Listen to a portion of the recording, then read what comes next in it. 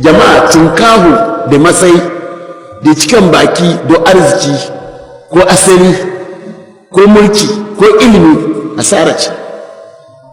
Shi saboda na karatu muna karantawa ne don mu dan samu canji tabi'an da muke da shi. Kuma ku da mu in ba mu yi aiki da karatun ba to namu an zaba ya fi wanda suke cici tun da su ba su ji ba. Yanzu kuna ga abubuwan da yake tafiya cikin mijiya na fasadi na mata arewa, 'yan mata arewa ba wanda yake cin komai. Wanda lokaci ya yi mutum na da mace mai hankali ko kanwansa ko na abu na ta sa hijabi ta rage wadda suke madugo sun yi a madina, sun yi a makka, sun yi a dubai, sun zo nan suna yi ba sa shayin kowa. Muna haihuwa, muna da yara. Shi abin da ake kira munkari shetani yana bukatarsa da wuri.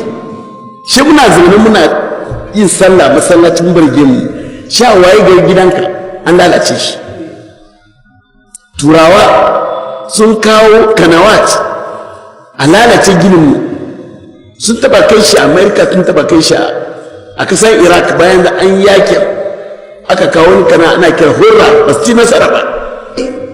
Hana munkari kuma shi san manzana ce fa zalika adaful iman.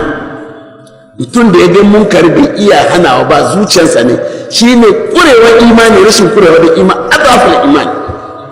Wallahi ba zan ci nasara ba, wallahi ba zan ci nasara ba, wallahi ba zan ci nasara ba. Muna shu ana munkari ba zagi amma tashi inkari.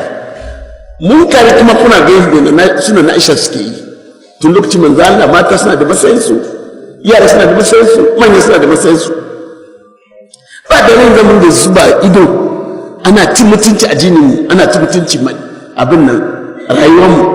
An doke wasu da sunan arewa da sunan fulani hausa suna karuwanci a cici su faɗa abin da suka gani dama, babu kunya amma ba wanda zai yi magana. Saboda su yan fim ne, saboda yan su ba su da kunya su ringa lalace tarbiyyar al'umma da sunan yanci jahilai. Ba da yin za a yi shuru akan wanda bature ma ba zai yi wannan ba. Bature mai hankali da bature za su yi wannan ba. Za a yi jirgin sama ba, ba za a intanet ba. Mace ta ringa fitsara na wuce kuma ba musulma ba. Abu kunya ne yadda suke ambace sunayen insu a intanet. Kuma shuru kamar sauro muke yi ba wanda zai motsi. Da cijawa arewa wala shugabanni wala malamai wala sarakuna shi ko yana shiru ana lalace tarbiya. Shi media ya zama